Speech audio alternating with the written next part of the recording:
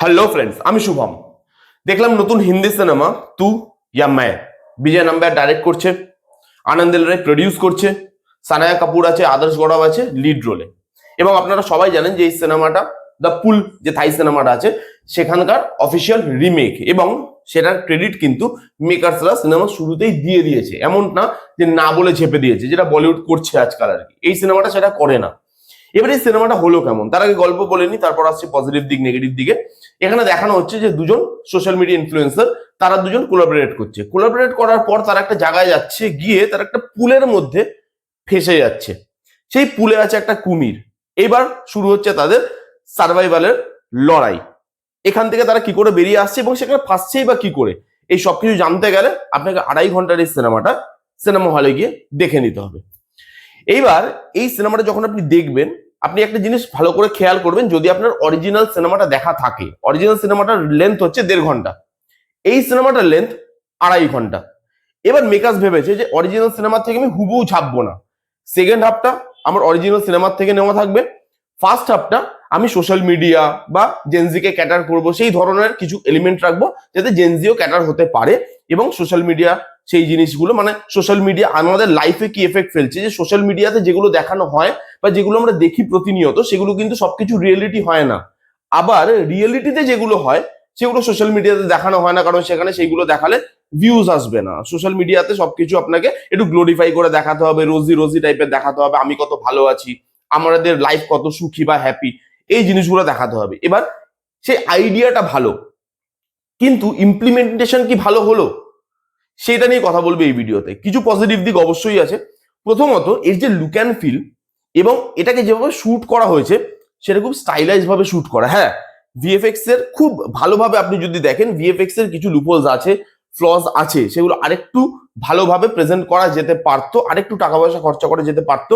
বিশেষ করে ক্রোকোডাইলের যে ভিএফএক্সটা, সেটা কিছু কিছু জায়গায় আপনার ল্যাক লাগবে, কিন্তু যেভাবে জিনিসটাকে প্রেজেন্ট করা হয়েছে, বিশেষ করে সেকেন্ড হাফে, সেখানে জিনিসটা না খুব স্টাইলাইজ ভাবে প্রেজেন্ট করা এবং সেটা ভালো লাগে দেখতে। এখানে যেভাবে সেকেন্ড হাফে এজ অফ দ্য সিট মোমেন্টটাকে তারা ওয়ার্ক করিয়েছে সেটা ভালো। আগেন, এটার ক্রেডিট আপনি কাকে দেবেন সেটা দর্শক হিসাবে আপনারা বিচার করবেন, কারণ সেকেন্ড হাফটা পুরোটাই ওই দা পুল থেকেই নেওয়া। তো এবার এটার মেন ক্রেডিট কি আপনি দা পুলকে দেবেন না এই মেকার্সদেরকে দেবেন, সেটা আপনাদের ওপরে। বাট সেকেন্ড হাফটা আপনি যখন দেখবেন, তখন আপনার যে edge of the seat movement গুলো, সেগুলো ভালো লাগে।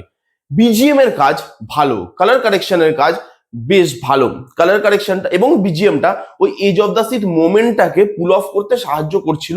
এই সিনেমাতে লিড পেয়ারের পারফরমেন্স আমার ভালো লেগেছে, মানে আদর্শ গৌরব এবং সানিয়া কাপুর। জানি সানিয়া কাপুরের পারফরমেন্স নিয়ে অনেক অনেক কথা বলবে, আমিও ক্রিটিসাইজ করি তার পারফরমেন্সকে, কিন্তু এই সিনেমাতে পার্টিকুলারলি তার পারফরমেন্স কিন্তু ভালো। তার সঙ্গে আদর্শ গৌরবের যে কেমিস্ট্রি, সেটা কিন্তু আমার জন্য ওয়ার্ক করে, এবং তাদের দুজনের পারফরমেন্স দেখতে ভালো লেগেছে। আননেসেসারি খারাপ বলে কিন্তু কোনো লাভ নেই, তাদের দুজনের পারফরমেন্সই আমি কিন্তু পজিটিভ দিকেই দেখেছি, কারণ আমার ভালো লেগেছে তাদের কেমিস্ট্রি, তাদের পারফরমেন্স। এই ছিল মোটামুটি পজিটিভ দিক। আর সত্যি বলতে কিছু পজিটিভ দিক নেই। নেগেটিভ দিকে যদি আসি, এই সিনেমাটা প্রথম মুখ থুবড়ে কোথায় পড়ে জানেন? প্রথমেই মুখ থুবড়ে পড়ে এই যে 1.5 ঘন্টার সিনেমাটাকে 2.5 ঘন্টা করা হয়েছে। আপনি ফার্স্ট হাফে একটা অন্যই গল্প দেখাচ্ছেন, অন্য জিনিস দেখাচ্ছেন, তারপর আপনি সেকেন্ড হাফে মেন ট্র্যাকে ঢুকছেন বা অরিজিনাল যে গল্পটা সেটাকে আপনি ফলো করছেন। কিন্তু আপনার ফার্স্ট হাফে আমি এমনই একটা আমাকে জিনিস রাখতে হবে, যখন আমি সেখান থেকে জনরাটা শিফট করব বা আমি যখন জাম্প করব মেন জিনিসে, তখন যাতে সেটা জার্ক বলে ফিল না হয়।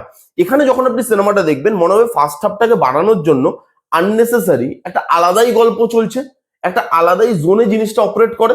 সেকেন্ড হাফে যখন মেন ট্র্যাকে ঢুকছে, তখন সিনেমাটা আলাদাই একটা সিনেমা হয়ে যায়। দুটো হাফের মধ্যে কোনো মিল আপনি খুঁজে পাবেন না। আপনার মনে হবে ফার্স্ট হাফে একটা অন্য সিনেমা দেখছিলাম, সেকেন্ড হাফে একটা অন্য সিনেমা দেখছি, যার মধ্যে মিল নেই। এবং সেটা মেসেজ ওয়াইজ হোক, সেটা ইমোশন ওয়াইজ হোক, সেই জায়গাটায় আপনার প্রচুর জার্ক ফিল হয়। আপনার মনে হবে সেকেন্ড হাফটা তো ভাই তুমি কপি করেছো। সেই জায়গাগুলো দেখতে ভালো লাগছে। ফার্স্ট হাফটায় যে জিনিসপত্রগুলো হচ্ছে, ওগুলো ড্র্যাগ লাগে। 2.5 ঘন্টা আপনাকে বোর করছে এই সিনেমাটা প্রথম দিক থেকে। এই সিনেমাটা আপনাকে খুব যে এক্সাইটমেন্ট প্রোভাইড করে সেটা নয়। মানে যেহেতু ফার্স্ট হাফটা সোশ্যাল মিডিয়া ইনফ্লুয়েন্সার এই জিনিসগুলোকে নিয়ে দেখানো হচ্ছে, তাদের লাইফটাকে দেখানো হচ্ছে, সেই জায়গাগুলোকে আরো কাটছাট করা যেত। এই সিনেমাটা আরো ছোট হতে পারতো। জাস্ট ওই জিনিসটাকে দেখাতাম, তারপরে মেন প্লটে ঢুকে যেতাম, এবং জিনিসটাকে এত এলিবরেট করে দেখানোর ফলে যখন মেন ট্র্যাকে ঢুকছে জিনিসটা জার্ক ফিল হচ্ছে। হালকার উপর দিয়ে জিনিসটাকে দেখিয়ে বেরোলে আমার মনে হয় বেশি ভালো হতো। জাস্ট তাদের ব্যাকড্রপটা একটু দেখিয়ে মেন প্লটে ঢুকে যেত। ভাই কপি তো করছো, তোমরা ক্রেডিটও দিচ্ছ, তারপরেও নিজের ক্রেডিবিলিটি দেখানোর জন্য যে না ভাই কপি করেছে বাট আমরা নিজেদের জিনিসও রেখেছি, সেটা দেখানোর জন্য আননেসেসারি সিনেমাটাকে বাড়ানো কেন?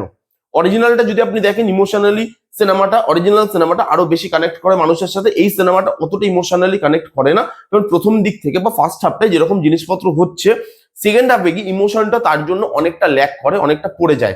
Age of the seat moment গুলো ওয়ার্ক করে, যে বললাম যেহেতু অরিজিনাল সিনেমাটা edge of the seat moment গুলো এভাবেই ডিজাইন করা এবং সেখান থেকেই যেহেতু নেওয়া হয়েছে, edge of the seat moment work করছে, ইমোশনটা কোথাও গিয়ে ওয়ার্ক করছে না। সেখানে আপনার মনে হচ্ছে যারা দেখবে তাদের জন্য তো দেখা দেখাই মনে হবে, আর যারা দেখবে না তাদের জন্য ওই জিনিসগুলো ওয়ার্ক করে যাবে।